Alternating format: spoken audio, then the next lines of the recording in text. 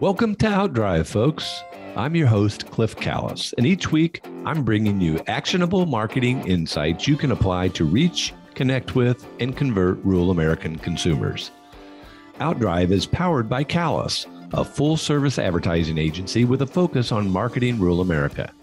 Callis offers a wide range of integrated marketing services, including website development, search engine marketing, social media, video, and digital. We develop strategic and creative campaigns to build your brand and your business, and you can learn more about us at ecallis.com. Now join me in the front seat as we head out on the road to success. Let's go. Hey folks, welcome to Outdrive. We've got another great story to share with you today about life and work in rural America.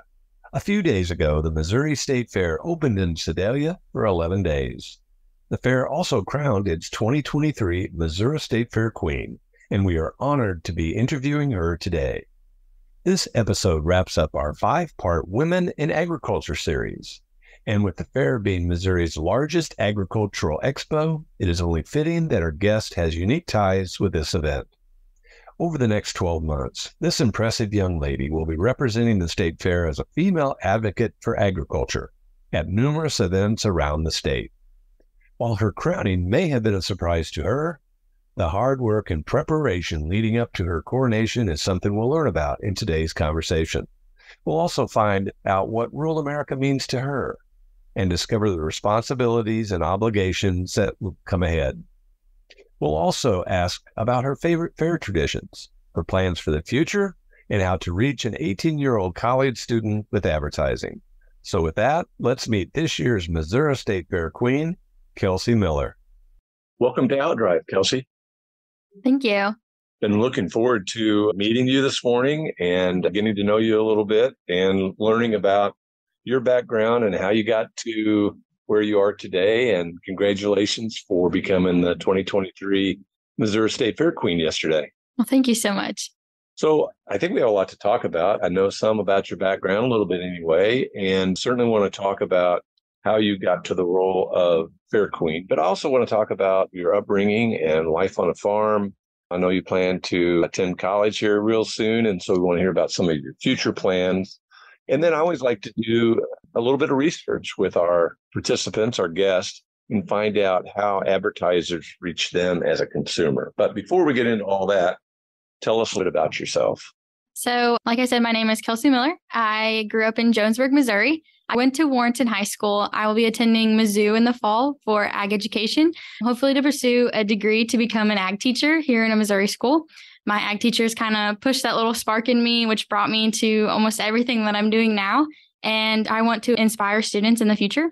Growing up, I was in 4-H as soon as I turned 5 as a Clipper kid, and then became a 4-H member and have shown cattle and rabbits, done sewing, shotgun, 22, financial literacy, you name it. I was pretty much in the project there. And then I became a better leader throughout that. And then that brought me to high school, which then I became an FFA member. Throughout FFA, I was a chapter area and now a Missouri FFA state vice president. So that organization has brought me so much, whether it was learning how to speak in public or giving me interview skills and even just being able to talk to somebody and also being able to hang out with animals and being around people who feel like, okay, hey, I know you're my people because we both talk to animals, whether we want to talk to somebody or not, we just keep talking. So as a queen, you're going to spend the next few days going around the fairgrounds, attending events, meeting people. What are you going to say to that little girl that walks up and goes, "Oh, I just love you, Kelsey"? So I've experienced a little bit of that so far with my little bit of rain right now. And what I've been saying is that keep pursuing your dreams, because I know when they're young, they're like, wow, like this is amazing. Like, I don't think I could ever do that. I felt that way as a county exhibitor, seeing the county fair queens. I was like, there's no way that I could do it. There's probably just something about them that is so much out of my level. And I just want to let them know that there's somebody behind you, whether they know you or not, somebody is going to want to push you further. So as part of your role, I think it's probably known that you're kind of a advocate for agriculture automatically, right? Kind of a de facto, here I am, achieve that role as an advocate for agriculture. So I love that people would know me as an advocate because I grew up wanting to be a teacher. So I always wanted to inspire somebody and also advocate for agriculture because agriculture is where I grew up. When I was 8 years old, I knew, okay, hey, I can go outside. I know how to feed my calves. I know how to talk to people about where to sell them, where to buy them, and even how I raise them. And I was a shy 8-year-old. So that's a little bit different from where I'm at now.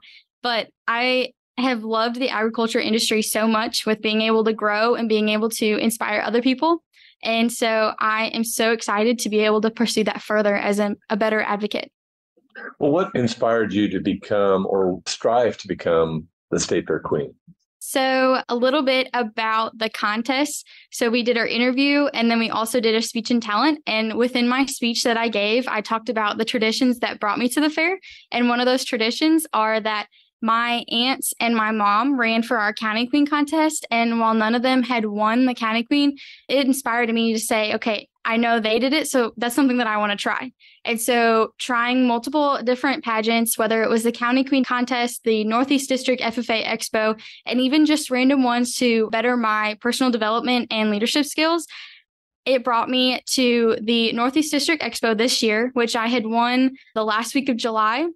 Took a couple weeks to prepare, and then I came to the State Fair Queen contest and ran. And to be honest, I was not expecting to win. I came with a little bit of clothes prepared, but I was not expecting to win this year. Well, congratulations. Thank you. Made a choice. You mentioned tradition earlier, and of course, the theme for this year's fair is where traditions grow. And there's been amazing talk around the fair, all the different traditions that people enjoy and look forward to every year. How many years have you been coming to the fair? To be honest, I don't know an exact number. I know with my grandpa and my aunts and uncles and even my parents, we would come up when I was really little just to experience the fair. My mom would be one of those moms around with the stroller full of kids. I have 3 younger sisters, so 4 girls rolling around the fairgrounds, just trying to experience the carnival, the cattle shows, sometimes going to the concerts. And eventually that brought us to where we were old enough to show. So I don't even remember how long it was that I've been showing at the state fair. And it's just been so inspiring to be able to go full circle to see that mom rolling around her kids at the state fair and then meeting those kids in the show barn that I'm like, okay, I remember you when you were this little and now you're 10 years old or now you're 12 and you've grown so much. And every year we would come here for as long as I can remember and just find something to do. And throughout the fair, we've built some traditions, whether it's always working the beef house with our county cattlemen's, which they're actually working today. So that's where I grabbed my lunch, met with some of our county kids and going through. And most of the time when we'd work our county cattlemen's day, then we'd go through either find the concert, go find some cattle shows, and then just try and experience everything we can. Any other traditions that we ought to know about? One tradition that I really love is trying to find the best fried Oreo stand. And so have you found it yet? I haven't found it yet. Well, that's a good deputy for the rest of the fair, right? It is. I'm so excited for it. That's great. So it's unique that you're going to also be showing livestock at the fair while you reign as the fair queen. I think it's very unique. Talk a little bit about how that's going to work. So on my show days, I'll be showing cattle and rabbits. So next Tuesday and Thursday, I'll be able to take the crown and the sash off, go put my t-shirt, jeans, and boots back on and be a real cowgirl and go and take care of my livestock and not necessarily get a break from my queen duties, but just remember that this is what brought me to the fair and this is who I truly am. Well, good luck. I know you'll do well. Thank you. Are your animals prepared? They're ready to go? I don't know. They gave me a run for my money at the county fair, whether they wanted to behave in the show ring or not. So I don't think they're state fair winning quality, but they're definitely something that I'm proud of that I was able to raise and bring to the state fair. Well, there has to be a lot of pride in that. And, you never know, right? You never know. You have to be the queen this morning. That is true. So I assume that today's been a whirlwind for you. It has. Talk a little bit about that. So this morning I woke up and went to the commissioners meeting where they handed me my schedule for the day and let me know some of the events that are going on today and even some of the crazy stories of stuff that happened at the concert last night or even just events around in general. And so they talked through what kind of events to go to, maybe some that if they overlapped, which ones are more important or which ones to try and time manage to hit, which throughout all the organizations I've been a part of, time management has been a key of something to really learn. So then after that, we went to the Missouri Angus show and did our dedication to the Seidenstricker family, which that was great to go see because not only are they from my area of the state, but I was able to tour their facility a couple weeks ago with a 4-H group. When we went with some Montana kids, we brought some of them back to Missouri and got to show them around the state. So that was pretty cool. That is very cool. So what kind of things are you looking forward to doing over the days? So I also just came back from the Exceptional Rodeo, which was amazing to go see. And it was an amazing thing to experience, honestly. And so that was something that I really looked forward to. Being friends with Elsie before the contest, she enlightened me that that was something to really go to. So last night, I was really looking forward to that. And then throughout the rest of the fair, I'm looking forward to meeting those people on the streets, just talking to them and experiencing them during their fairgrounds time, and even just talking to random people. Because if you know me back home, then you know that I don't know a stranger. I always just go up, talk to somebody, or even just strike up a conversation. So I'm really looking forward to that. Good. Well, what would you somebody that you met on the street that said to you, I've never been to the Missouri State Fair. Why would I want to go? So I would tell them that not only is there something for everyone to experience, whether you like the rodeo, the concerts, the carnival, livestock shows, or even just touring around places, but there's always some really good food. I know that whenever I go somewhere, I'm always thinking, okay, am I going to be able to get a meal here? And is it going to be really good? And so I know that always tries to bring people together, is whether it's a meal, whether it's some good entertainment, and even a family-friendly environment. The Missouri State Fair, I love walking around because I know there's families over here, there's parents over here, and it's just somewhere that people meet and then they grow. Tell us what the next 12 months look like for you. So I'm excited to learn more about what I'm going to do, but I know a few things would be talking to sponsors, meeting with people, and just getting to network with everybody that either works for the Missouri State Fair or helps put together. And so something that I've always loved, my mom and dad think it's crazy because every time we try and enjoy something, and whether it's the county fair, the district expo, the state fair, or an event, I always want to be behind the scenes. So the first year I may be showing at the event, and the next year I may be on the youth fair board because I want to help run something. Organization has been something that I love. And so I am so excited to be able to witness everything of the Missouri State Fair. Is it about volunteerism that really gets you? So I think that gets me so excited because growing up in the 4-H community, we always were experiencing different ways to help our community, or even to think of creative ideas to experience something new.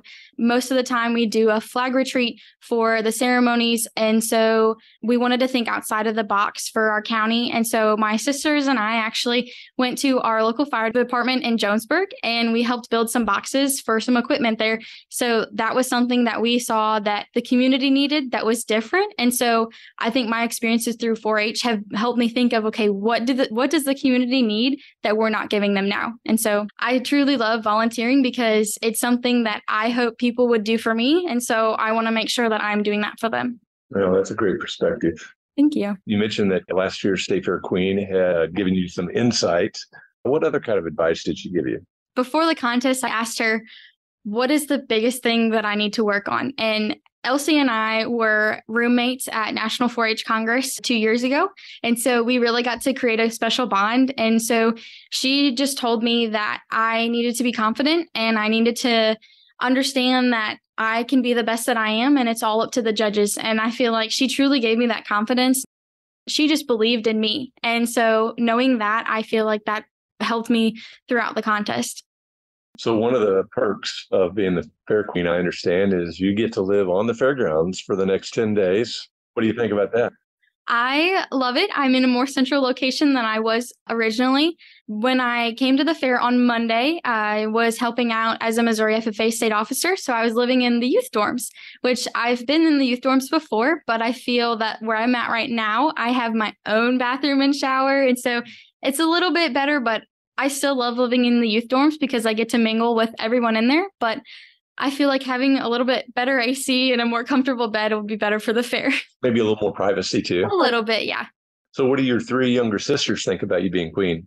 They honestly, yesterday when they heard about it, they said, are you being for real? Like, are you serious or are you messing with us? I think they had the same reaction of, I thought you would just go and compete again next year or just try it as a trying year. But they, I feel, are very proud. I know that with everything we do, with younger sisters and being really close in age, we do sometimes fight a little bit, but we still love each other and support each other. So you're going to be a teacher. Got your mind made up for that. Focus of our podcast is marketing to rural America. Once you graduate from Mizzou and you're ready to get into teaching, do you see yourself staying out in rural America, or does the excitement of the city interest you at all? To be honest, going through the cities, I always get nervous driving in them, walking around, just because sometimes there's too much going on. And I feel that rural America is where I belong. Sometimes going to the cities and experiencing things is great for a person, but I can truly find myself in rural America. So when I say those words, rural America, what kind of thoughts and images come to your mind? To be honest, when you say rural America, I think of my grandpa and growing up on the cattle operation.